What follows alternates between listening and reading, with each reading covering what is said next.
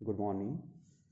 आज हम लोग बात करते हैं 5.4, जिसमें है विद्यार्थियों की भाषा अधिगम का संचयी वृत्त बनाना, अनुवर्ती चिंतन की आवश्यकता और महत्व, चिंतन दैनंदिनी और पोर्टफोलियो बनाना, विद्यार्थियों की अधिगम समस्याओं के निदान और समाधान के लिए क्रियात्मक अनुसंधान का प्रयोग।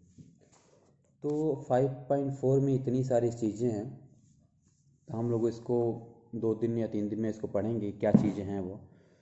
तो हम एक एक करके देखते चलते हैं कि क्या है। जो सबसे पहला है वो कह रहा है कि विद्यार्थियों के भाषा अधिगम का संचयी वृत्त बनाना, यानी कि हमने 5.1 से लेकर 5.3 तक हमने पढ़ा था कि मूल्यांकन क्या है, सतत एवं मूल्यांकन के बारे में सतत एवं व्यापक मूल्यांकन के बारे में हमने पढ़ा। फिर हमने देखा कि कैसे पाठ्यक्रम क्रियाओं का और पाठ्य सहगामी क्रियाओं का सतत एवं व्यापक मूल्यांकन किया जाए। अब आता है जिसमें 5.4 में पहला है कि विद्यार्थियों की भाषा अधिगम का संचयी वृत्त बनाना। संचयी वृत्त बेसिकली आपने सुना होगा, बार डायग्राम सुना होगा आपने, पाई डायग्राम सुना होगा, चार्ट सुना होगा। खासतौर से आप देखते होंगे, आप जब अगर ज्योग्राफी पढ़िए, भूगोल पढ़िए, तो उसमें अलग अलग एक बार डायग्राम बनाया होता है। या आप अगर मैथ्स में पढ़ेंगे तो मैथ्स में तो होता ही है ये सब बार डायग्राम, या पाई चार्ट होता है वो। तो वो क्या बेसिकली होता है, क्या है वो बेसिकली होता क्या चीज़ है, किसी भी चीज़ को आपको दिखाना होता है तो उसको आप ग्राफ के रूप में दिखाते हैं वो, तो वो ज़्यादा इफ़ेक्टिव होता है वो। ख़ासतौर से आप आजकल अगर आप न्यूज़ देखते होंगे टीवी में या न्यूज़पेपर भी पढ़ते होंगे, तो आप देखते होंगे कि कोरोना वायरस का जो संक्रमण फैल रहा है वो, तो उसको आप देखते होंगे कि एक बार डायग्राम के द्वारा दिखाते हैं वो। हाँ, पहले कितना कम था कि फिर कितना था वो, तो आप देखेंगे कि वो कर्व जो है, वो लाइन जो है ऊपर बढ़ती जा रही है वो, यानी 100 हुआ, 1000 हुआ, 10,000, 15, 20,000, 50,000, ऐसे बढ़ता जा रहा है वो। तो वो मेरे ख्याल से सभी लोगों ने देखा होगा कि क्या होता है, ग्राफ क्या होता है। बेसिकली जो ग्राफ कहते हैं, जो इसका डायग्राम बोलते हैं, वो बार डायग्राम होता है, चार्ट होता है, अलग अलग तरह से बनाए जाते हैं वो। तो उसी की बात कर रहा है ये संचयी वृत्त बनाना। वही बेसिकली बात कर रहा है वो कि हम कैसे, जो भी हम मूल्यांकन बच्चों का करते हैं, तो उसको कैसे हम एक डायग्राम के रूप में, एक संचयी वृत्त के रूप में, कहा जाए कि एक पाई डायग्राम जो है होता है, यानी कि एक सर्कल जैसा बना होता है, उसमें अलग अलग बटा होता है वो, कुछ पोर्शन किसी और चीज़ के लिए, कुछ और के लिए, इस तरह से वो डायग्राम बनाना वो। तो वही कह रहा है कि जो आप बच्चों का मूल्यांकन करेंगे तो उसको कैसे आप संचयी वृत्त के रूप में दिखाएंगे। क्योंकि हो सकता है कि आपको जब आप शिक्षक बनेंगे तो इसकी भी ज़रूरत पड़ेगी वो। क्यों? क्योंकि इससे चीज़ों को दिखाना आसानी हो जाता है। मान कर चलिए कि आप कहा जाए कि हाँ आपकी कक्षा में कितने बच्चे हैं जो 50% पाए हैं वो, कितने बच्चे हैं 60% पाए हैं वो, कितने बच्चे हैं जो 80% पाए हैं वो। तो उनका क्या करते हैं आप कि हम एक ग्राफ बना देते हैं, हम एक डायग्राम बना देते हैं वो। तो जब हम वो डायग्राम बनाकर दिखाते हैं तो वो ज़्यादा आकर्षित लगता है, वो समझने में आसानी लगती है वो।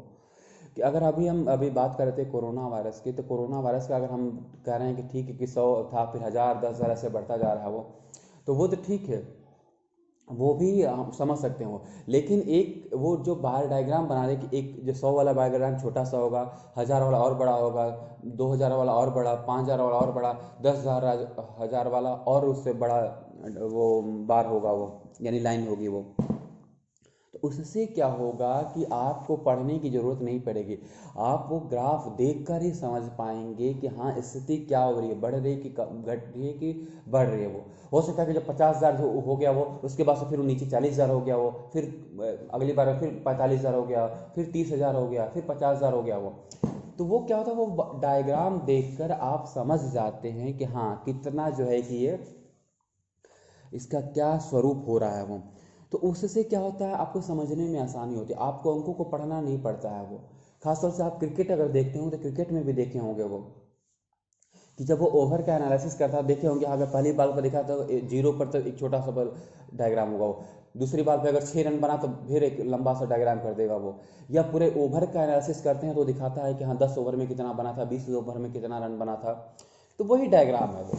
तो मैं उम्मीद करता हूँ कि ज़्यादातर लोग समझते होंगे कि क्या चीज़ है। मैं समझ हो सकता है कि दृष्टि दिव्यांग जो हमारे विद्यार्थी हैं उनको थोड़ी समझने में समस्या आ रही हो, तो वो इस प्रकार से समझे कि हाँ वो एक लाइन खींची होती है, छोटी जो लाइन होती है उसकी कम संख्या होती है और फिर बढ़ती जाती है वो। यानी अगर जो बच्चे कुछ बच्चे जो है ज़्यादातर वो 20 नंबर भी पाए हैं तो 20 नंबर लाइन हो जाएगी, फिर अगर 50 वाले पाए हैं उनका एक डायग्राम हो जाएगा। तो इस प्रकार से हमें बनाना वो। तो वही कह रहा है कि भाषा अधिगम का संचय वृत्त बनाना, क्योंकि आपने इवोल्यूशन कर लिया, इवोल्यूशन का ठीक है आपने मार्क्स भी दे दिया वो, लेकिन आपको प्रेजेंट करने के लिए कहा जाए, आपको अगर प्रिंसिपल कहे कि हाँ बताइए कि क्या स्थिति है आपकी क्लास की, वो एक हमें डायग्राम के रूप में दिखाइए, हमें बार डायग्राम के रूप में दिखाइए क्या है वो। क्योंकि वो कोई अगर आपकी कक्षा में 50 बच्चे हैं या 90 बच्चे हैं तो वो सबका वो एक एक का देखेगा नहीं कि हाँ इसने कितना पाया। वो ये चाहना चाहे कि हाँ अंडर 50 वाले कितने हैं, 50 से 70 वाले कितने हैं, 80 से 100 वाले कितने हैं, वो ये जानना चाहेगा कि हाँ क्या बच्चों की क्या स्थिति है वो। तो वही वृत्त बनाना हो जाता है, हम कहा जाता है कि ये संचयी वृत्त। इसका हम बार डायग्राम भी कहते हैं, हम पाई चार्ट भी कहते हैं, अलग अलग नाम इसके होते हैं वो। तो बेसिकली कहने का मतलब कि एक डायग्राम के द्वारा, एक वृत्त के द्वारा, एक चित्र के द्वारा हम जब रिजल्ट को दिखाते हैं, जब हम उसके परिणाम को दिखाते हैं, तो वही कहा जाता है ये संचयी वृत्त। अगर आपसे अब पूछा जाए कि हम विद्यार्थियों के भाषा अधिगम का संचय वृत्त से आप क्या समझते हैं, कैसे इसको परिभाषित करेंगे वो, तो बेसिकली ऐसे किसी इस प्रकार की पुस्तक में आपको नहीं मिलेगा, लेकिन फिर भी अगर आप कहना चाहें परिभाषा तो आप इस प्रकार से दे सकते हैं हम कि भाषा अधिगम के संचयी वृत्त से तात्पर्य उस वृत्त से है जिसके अंतर्गत विद्यार्थियों द्वारा सीखे गए भाषा के कौशलों को हम विभिन्न डायग्राम, कर्व के द्वारा प्रदर्शित करते हैं वो। तो वही हो जाता है भाषा अधिगम का संचय वृत्त। तो कैसे करेंगे, सपोज करिए अगर हम मान कर चलते हैं कि विद्यार्थियों के आपका लेखन कौशल का, अगर हम इसको अगर लेखन कौशल के मूल्यांकन का आपको दिखाना है संचय वृत्त बनाकर, तो कैसे करेंगे, कैसे बनाएंगे वो। चलिए उदाहरण लेते हैं। लेखन कौशल में आप क्या क्या देखते हैं वो। लेखन कौशल में हम देखते हैं कि उसका लेखन कितना सुंदर है वो, ठीक है। तो उस पर मान के चलिए कि हमने अगर आपको 100 नंबर का है, एक हम मान के चलिए कि हम लेखन कौशल का हम मूल्यांकन कर रहे हैं, हम 100 नंबर में मूल्यांकन कर रहे हैं उसका वो। तो लेखन कौशल में हम सबसे पहले देखते हैं कि वो सुंदर कितना लिखता है वो, तो उस पर आपने 20 मार्क्स दे दिया। उसकी मात्रा कितना सटीक है, यानी मात्रा कितना सही है वो, छोटी की मात्रा बड़ी की, छोटाऊ की बड़ाऊ की मात्रा में कितना ठीक प्रकार से लिख रहा है वो, उस पर आपने फिर 20 मार्क्स उस पर रख दिया वो। विराम चिन्ह अगर मान के चलिए कि विराम चिन्ह, भाई अर्ध विराम कहाँ लगा रहा है, पूर्ण विराम कहाँ लगा रहा है, कामा कहाँ लगा रहा है, ये सब चीज़ें अगर है तो उस पर भी आपने 20 नंबर दे दिया वो। और शुद्ध एवं स्पष्ट लेखन, शुद्ध लेखन यानी कि शुद्ध यानी कि हाँ भाई स है, श है, छोटा ऊ बड़ा ऊ का है, कई जगह होता है, ये शुद्ध रूप से लिख पा रहा है कि नहीं वो, तो उस पर आपने 20 नंबर दे दिया वो। और अगर आपको यानी कि ये कहा जाए कि हेडिंग, हाँ कहा जाए कि हेडिंग, अगर हेडिंग उसमें दिया हुआ है, भाई ऐसा नहीं कि केवल एक पेज पे केवल सीधा सीधा 2 5 पेज लिख रहा है, कहीं हेडिंग नहीं है, कहीं डायग्राम नहीं है बीच बीच में, या कहीं उसको कुछ अंडरलाइन नहीं है वो, अगर वो दिया कर रखा है तो उस पर मान कर आपने रख दिया कि हाँ 20 नंबर वो। यानी कि आपने एक लेखन कौशल को 5 भागों में बांट दिया वो। यानी कितने हो गए, 5 भागों में 20 20 20 लेके 100 मार्क्स हो गए वो। तो आप लेखन कौशल का जो आप मूल्यांकन कर रहे हैं तो आपने अलग अलग उसमें बांट दिया है कि हाँ हम इसको इस तरह से मूल्यांकन करेंगे वो, और सुंदर लेखन लिखा हो तो इतने मार्क्स देंगे, ये इस तरह से जो हमने 5 चीज़ें अभी बात की वो। तो उसमें आप देखते हैं जब आप मूल्यांकन करने बैठते हैं बच्चे से आप लेखन कौशल ने बच्चा कुछ लिखने को दिया, बच्चा ने लिख के दिया वो, तो जब आप मूल्यांकन करने बैठते हैं एक अध्यापक के रूप में, तो आप देखते हैं कि क्या ये 5 जो क्राइटेरिया आपने रखा था, सुंदर लेखन का, मात्रा का, विराम चिन्ह का, स्पष्ट लेखन का, वो क्या पूर्ण हो पाया है कि नहीं हो पाया है वो। तो अगर पूर्ण नहीं हुआ, कुछ कमी रह गई, तो क्या करते हैं, आप 20 में से कम मार्क्स देते हैं, वो भाई 10 देंगे, 15 देंगे, 18 देंगे, अगर बहुत अच्छा होगा तो आप 20 देंगे वो। तो फिर क्या करते हैं, उसको हम इसको देखते हैं कि 100 में उसको कितना मिला वो। तो यानी कि 100 में वो कितना आ गया, 100 में उसको कितना मिल गया, उसको 100 में 80 मिला, 100 में 50 मिला, 100 में 60 मिला वो। तो इस प्रकार से क्या करते हैं, एक हम चित्र बनाते हैं, हम इसका एक संचयी वृत्त बनाते हैं, एक हम वृत्त बनाएंगे, एक सर्कल बनाते हैं वो, और उसमें दिखाते हैं वो। हम अगर लिख देंगे सबसे ऊपर, अगर लिखेंगे है लेखन कौशल, एक हेडिंग डाल दिया हम लेखन कौशल, और उसमें हम इसको उस वृत्त को 5 भागों में बांट देंगे हम वो। 5 भागों में बांट के हम उसमें लिख देंगे कि हाँ एक सुंदर लेखन, तो सुंदर लेखन का भाई कितना है, उसका कलर कर दिया वो, कि सुंदर लेखन में भाई जो अगर 20 में 20 है तो उसको पूरा ग्रीन कलर कर दिया। मात्रा को, अपने मात्रा को दिखा दिया कि मात्रा में कितना हो सके, 20 में उसको 18 मिला हो तो वो 18 को किया, यानी थोड़ा सा भाग छोड़ दिया वो, उसको कलर नहीं किया, उसको ग्रे कर दिया वो। और अगर भाई विराम चिन्ह का कितना, विराम चिन्ह का हो सके 10 आपको मिला हो तो आप उसको 10 आधा उसको हम कलर कर देंगे, छोड़ देंगे वो। यानी कहने का तात्पर्य है कि हम जो वृत्त बनाएंगे, एक हम चार्ट बनाएंगे, उसमें हम इस प्रकार से दिखा सकते हैं उसको, कि एक जो सर्कल है वो 100 मार्क्स का है, तो उसको हम कितना कितना मिला वो, कैसे इसमें कितने कम है वो, कितने ज़्यादा हैं वो, यानी कि कहा जाए कि कितना वो सर्कल फिल नहीं हो पाया है वो। तो ये बेसिकली है संचय वृत्त का वो, यानी कि एक चार्ट बनाना, एक डायग्राम बनाना, उसके माध्यम से दिखाना कि हाँ वो बच्चा जो हमने लेखन कौशल का मूल्यांकन किया, उसकी स्थिति क्या है, वो कितना कर पाया वो, उसको संचयी, इसको वृत्त के माध्यम से दिखा सकते हैं आप। उसको चाहे तो आप बार डायग्राम भी बना सकते हैं। बार डायग्राम भी कैसे दिखा सकते हैं आप, कि हाँ 20 में से उसको कितना मिला, वो छोटा सा भाई कितना हाइस्ट रहा, सुंदर लेखन का 20 में से 20 हो गया तो वो बड़ा हो जाएगा वो। हो सकता है मात्रा का 20 में से 10 हो तो उसका डायग्राम, बार डायग्राम छोटा हो जाएगा वो। विराम चिन्हों का 18 हो तो उसका थोड़ा और बड़ा हो जाएगा डायग्राम। तो इस प्रकार से क्या होगा कि आप दिखा सकते हैं कि हाँ लेखन कौशल का हमने मूल्यांकन किया है विद्यार्थियों का, तो उनका स्थिति ये आ रही है वो। तो संचयी, संचयी बेसिकली होता है क्या, संचयी मतलब था कम्युलेटिव, अगर इंग्लिश में कहें तो क्यूमुलेटिव फ्रिक्वेंसी आपने पढ़ा होगा, जो खासतौर से जो कुछ आप लोगों में से अगर मैथ्स होंगे वो जानते होंगे, संचयी बारंबारता, क्यूमुलेटिव फ्रिक्वेंसी। तो संचयी शब्द क्या है, बेसिकली वही जोड़ से है वो, वही संचयी है, यानी कि 2 या 3 चीज़ों को हम उसमें जोड़कर जब हम एक संचय करते हैं तो वही है आपका संचयी वो। तो ये इस प्रकार से आप संचयी वृत्त बना सकते हैं, इस प्रकार से आप मूल्यांकन को दिखा सकते हैं कि कैसे बताया जाए। ठीक है, तो अगर डाउट होगा, हो सकता है कुछ आपको नई चीज़ लग रही हो, कुछ अलग ही थोड़ा सा इसमें भाई खासकर जो मैथ वाले बैकग्राउंड से होगा उनके लिए थोड़ा समझ में आ रहा होगा, जो लोग दूसरे होंगे थोड़ी सी समस्या हो रही होगी, मैं समझ रहा हूँ कि नहीं आ रही है। अगर फिर भी मैं इसको अगर एक डायग्राम के माध्यम से आपको मैं इसमें स्नैपशॉट भेज दूंगा, क्या करते कैसे हैं ये। अब हम बात करते हैं, इसमें दूसरी चीज़ है वो है अनुवर्ती चिंतन की आवश्यकता और महत्व। अनुवर्ती क्या है, अनुवर्ती को अगर इसका हम परिभाषी आप देखेंगे तो अनुसरण होता है, अनुयायी होता है वो। अनुसरण अनुयायी से क्या तात्पर्य होता है वो, हम जब किसी चीज़ का अनुसरण करते हैं, हम किसी के अनुयायी हैं, जैसे कहते हैं ना कि वो तुलसी राम भक्त के अनुयायी हैं, वो कृष्ण भक्ति शाखा के अनुयायी हैं वो, यानी उसको क्या करते हैं, इंग्लिश में कहते हैं फॉलो अप करते हैं, फॉलो करते हैं उसको, वो उसके फॉलोअर हैं वो। तो वही हो गया बेसिकली अनुवर्ती।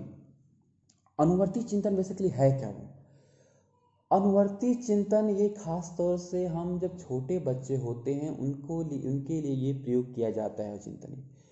ये एक एक कहता है एक निम्न स्तर का एक चिंतन है वो। जैसे हमने पाठ्य योजना बनाने के समय जो विशिष्ट उद्देश्यों की हमने बात किया था, उसमें हमने बात किया था कि ज्ञानात्मक, बोधात्मक, कौशलात्मक, विश्लेषणात्मक जो ब्लूम ने दे रखा है वो। तो क्या है कि सबसे निम्न स्तर का ज्ञानात्मक है, फिर थोड़ा सा उसके बाद बौद्धात्मक आता है वो। उसी तरह से ये जो अनुवर्ती चिंतन है वो आपका एक कहते हैं कि एक प्रारंभिक स्तर का है, कि ये निम्न स्तर का है वो।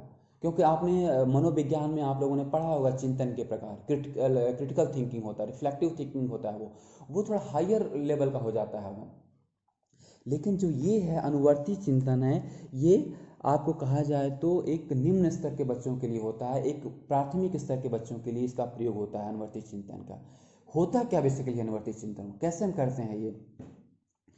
तो हम देखिए, हाँ, छोटे बच्चों को आप देखते होंगे कैसे उनको हम चिंतन पे बल देता है। हम शिक्षक के रूप में हम जाते हैं कक्षा में, क्या करते हैं कि हम एक मान कर चले कि एक हमने चित्र बना दिया, एक कौवे का चित्र बना दिया, वहाँ पे एक घड़ा में रख दिया, एक घड़ा में पानी रख दिया, एक एक क्या क्या कर दिया कि हमने सूर्य बना दिया, बहुत तेज धूप दिखा दिया, बहुत तेज धूप हो रही है, वो कंकड़ वहाँ रख दिया वो। तो हम क्या करते हैं कि बच्चों को हम एक स्टिमुलेशन देते हैं, एक उद्दीपन देते हैं कि सोचे वो, यानी क्या हो सकता है इसमें, वो कैसे हम इसके ऊपर कैसे क्या कर सकते हैं इसमें वो। तो बच्चे सोचते हैं कि हाँ नहीं, कोई का कहाँ, ठीक है कौवा जाएगा, वो उसी में घड़े में देखेगा पानी है, थोड़ा सा पी लेगा, कोई कहें कि नहीं उस पानी नहीं पी पाएगा, कोई कहने कि नहीं कंकड़ उठा के उसमें डालेगा। यानी कि बच्चों को क्या करते हैं, हम एक उद्दीपन देते हैं सोचने के लिए, वो वही है अनुवर्ती चिंतन। यानी कि वो फॉलो कर रहा है, वो अनुसरण कर रहा है, वो किस चीज़ का, वो चित्र का, वो खुद नहीं सोच रहा है। वो छोटे बच्चे खुद नहीं सोचते हैं। वो आप जो हैं, आप यूजी कर चुके हैं, पीजी कर चुके हैं, आप इंडिपेंडेंट थिंकिंग करते हैं, आप क्रिटिकल थिंकिंग करते हैं, वो आप सोच सकते हैं, आपको उद्दीपन की ज़रूरत नहीं है। वो कभी कभी हम लोग बैठे रहते हैं, हम सोचते हैं कि हाँ नहीं क्या करना, क्या कर सकते हैं हम, कैसे पढ़ें, क्या करें, कौन सी जॉब करें, क्या नौकरी करें, क्या हो सकता है। वो आपका एक इंडिपेंडेंट थिंकिंग है। लेकिन छोटे बच्चे जो होते हैं, जो प्राथमिक और माध्यमिक विद्यालय में होते हैं, उनका थिंकिंग लेवल अभी उस स्तर तक नहीं आया होता है वो, तो वो अनुवर्ती चिंतन के माध्यम से शुरुआत करते हैं वो। तो यही है अनुवर्ती चिंतन, यानी हम उनको उद्दीपन दिखाते हैं, उसके बाद से हम उनको चिंतन के लिए प्रोत्साहित करते हैं वो। तो वो हो गया अनुवर्ती चिंतन। तो ठीक है, तो अगर हम इसकी परिभाषा की बात करें तो कहते किसे अनुवर्ती चिंतन, तो आप लिख सकते हैं कि अनुवर्ती चिंतन से तात्पर्य उस चिंतन से है जिसमें बालक को या विद्यार्थियों को कोई उद्दीपन दिखाकर या बताकर उनको चिंतन के लिए प्रोत्साहित किया जाता है। तो वो हो गया आपका अनुवर्ती चिंतन। यानी कि उनको हम कोई चीज़ दिखाते हैं, फिर उनको हम प्रोत्साहित करते हैं वो कि कैसे हम चिंतन करें। या आपने देखा हो किताबों में कि कोई कहानी का लिखा होता है, जैसे कि एक कौवा था, वो बहुत प्यासा था, वो उसने एक डैश डैश डैश दे दिया, वो देखा उसमें बहुत थोड़ा सा पानी था, फिर डैश डैश डैश कर दिया वो। यानी कि क्या करते हैं आप उसको एक स्टिमुलेट करते हैं सोचने के लिए कि वहाँ पर हो क्या हुआ। या हम देख सकते हैं कि एक जंगल था, उसमें एक शेर था, और फिर हम आप बच्चों से कहते हैं कि हाँ इसके आगे की कहानी आप पूर्ण करिए वो। तो क्या करते हैं, आप बच्चों को उद्दीपन देते हैं, आप स्टिमुलेट करते हैं वो कि वो सोचें, वो चिंतन करें वो। तो वही है अनुवर्ती चिंतन। यानी यह इंडिपेंडेंट चिंतन नहीं है वो, क्या है ये एक क्या कहते हैं कि उद्दीपन देकर, यानी किसी को देखकर ही चिंतन कर पाएगा, अपने आप बच्चे चिंतन नहीं करेंगे वो। तो वो हो गया अनुवर्ती चिंतन है। तो एक आपके इसमें जानना है कि अनुवर्ती चिंतन कहते किसे हैं। आवश्यकता और महत्व की बात करते हैं, क्या इसकी आवश्यकता है, क्या महत्व है, क्या आवश्यकता होगी अनुवर्ती चिंतन की। तो अनुवर्ती चिंतन की आप आवश्यकता बता सकते हैं क्योंकि यह छोटे बच्चों के लिए जरूरी होता है। क्योंकि वो क्या करते हैं, वो सोचने की क्षमता भी उनमें बहुत ज़्यादा नहीं होती है। तो पहला आवश्यकता ये है कि प्राथमिक स्तर के बच्चों के लिए, छोटे बच्चों के लिए ये आवश्यक है, क्योंकि अभी तक उनकी वो क्रिटिकल थिंकिंग नहीं कर पाएंगे जो आप लोग कर पाते हैं वो। और क्या आवश्यकता है वो, और आवश्यकता है कि बच्चों को चिंतन के लिए प्रोत्साहित करने के लिए अनुवर्ती चिंतन की आवश्यकता है वो। यानी कि चिंतन करने के लिए, हमें चिंतन की क्षमता विकसित करने के लिए हमें अनुवर्ती चिंतन की आवश्यकता है वो। और क्या आवश्यकता है वो, विद्यार्थियों विद्यार्थियों के आत्मविश्वास को बढ़ाने के लिए अनुवर्ती चिंतन की आवश्यकता है वो। कैसे, अगर हम लिखते हैं कि एक जंगल में एक शेर था, उस या एक जंगल के ऊपर एक कहानी लिखी है वो, तो आप उनको वो एक स्टिमुलेट करते हैं, एक उद्दीपन देते हैं और उनको प्रोत्साहित करते हैं वो। उसमें ये नहीं होता कि ये सही है गलत है वो, तो बच्चे कुछ भी लिख सकते हैं, हाँ जंगल था, जंगल में शेर था, कोई कहा कि हाँ बिल्ली थी वहाँ, जो भी हो, तो क्या उसमें कोई गलत सही नहीं होता है वो। तो वो लिखेंगे, वो बताते हैं, तो क्या होता है, उनका आत्मविश्वास भी बढ़ता है वो। ठीक है, तो ये हो गया इसकी कुछ आवश्यकताएं कि क्या है अनुवर्ती चिंतन की आवश्यकता। अब हम इसके बात करें कि महत्व क्या है, अनुवर्ती चिंतन का महत्व क्या है वो। तो क्या महत्व बता सकते हैं, पहला महत्व ये बता सकते हैं कि यह प्राथमिक स्तर के विद्यालयों की बच्चों के लिए ये बहुत लाभदायक होता है। वो क्यों क्यों लाभदायक होता है? क्योंकि वो स्वतंत्र चिंतन नहीं कर पाते हैं, क्योंकि उनका अभी आईक्यू लेवल, उनका ज्ञान अभी उतना नहीं बढ़ पाता है कि खुद अपने आप वो चिंतन कर सकें। वो इसके लिए आवश्यक है कि आप उनको कोई स्टिमुलेशन दीजिए, उद्दीपन दीजिए। वो और क्या इसका महत्व है? वो इसका दूसरा महत्व ये बता सकते हैं कि यह विद्यार्थियों को स्वतंत्र चिंतन सीखने में सहायता करता है। वो यानी कि पहले वो खुद अनुवर्ती चिंतन के बाद क्या करते हैं? वो स्वतंत्र चिंतन की तरफ आगे बढ़ते हैं। वो और क्या बता सकते हैं इसका महत्व?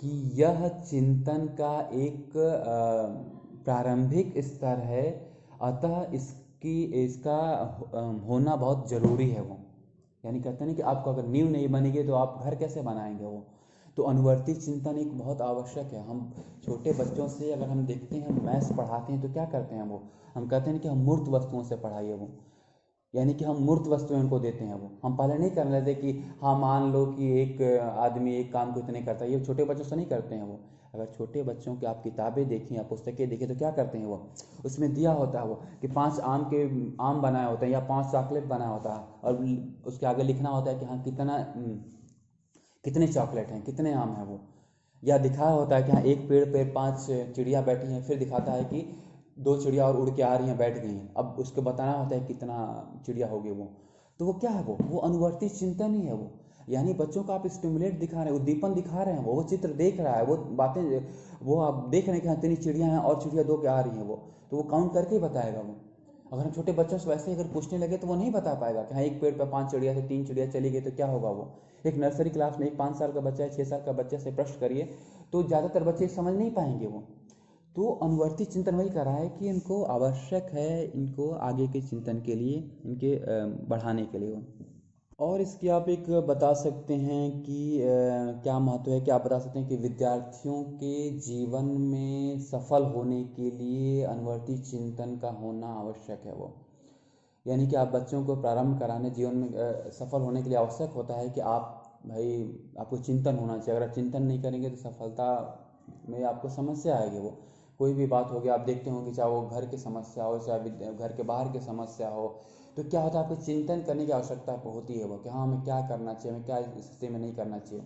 वो प्रॉब्लम सॉल्विंग की क्षमता होनी चाहिए, समस्या के समाधान की क्षमता आप में होनी चाहिए। वो तभी आप जीवन में सफल हो पाएंगे। वो तो ये सारी चीज़ें हैं जो इसके आप महत्व को बता सकते हैं कि क्या अनुवर्ती चिंतन की महत्व है। वो तो दूसरा पार्ट यही था आपका, अनुवर्ती चिंतन की आवश्यकता और महत्व।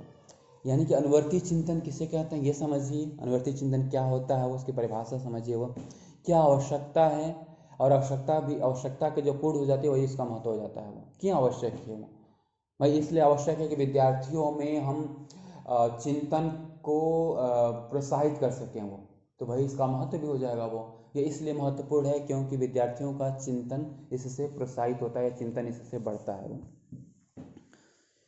ठीक है, तो ये हो गया इसमें आपका अनुवर्ती चिंतन।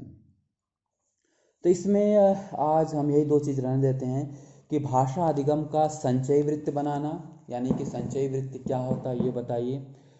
भाषा अधिगम का संचय वृत्त कैसे बताएंगे? तो आप बताइए कि जब हम मूल्यांकन करते हैं विद्यार्थियों का तो मूल्यांकन को हम परसेंटेज में दिखा सकते हैं, हम एक डेटा में दिखा सकते हैं, और अगर हम चाहें तो उसको हम चार्ट में दिखा सकते हैं, हम उसको हम बार डायग्राम के माध्यम से दिखा सकते हैं। वो तो जब हम उसको चार्ट के माध्यम से, इसका ग्राफ के माध्यम से हम दिखाते हैं, वही बेसिकली होता है संचयी वृत्त। यानी कि हम बच्चों के अधिगम को हम संचयी वृत्त के रूप में दिखाते हैं। वो तो कैसे बनाया जाए उसकी हमने चर्चा की। हम 1-2 चित्र भी भेज देंगे।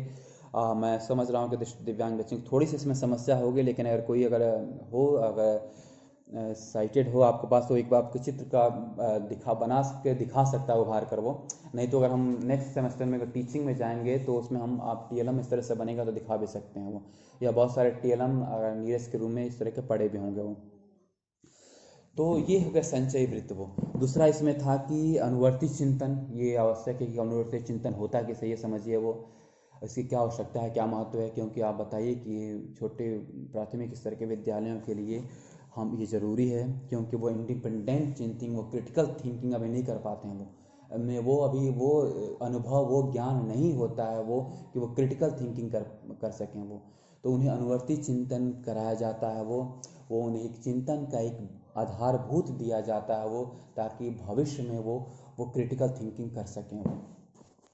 तो वहाँ पे आप इसकी आवश्यकता और महत्व बता सकते हैं। ठीक है, तो मैं आज इतना ही रहने देता हूँ। बाकी इसमें जो है चिंतन की दैनंदिनी पोर्टफोलियो बनाना और एक है क्रियात्मक अनुसंधान, जो 2 चीज़ें और इसमें वो, तो इसकी हम बात फिर हम कल करेंगे। ठीक है, थैंक यू सो मच।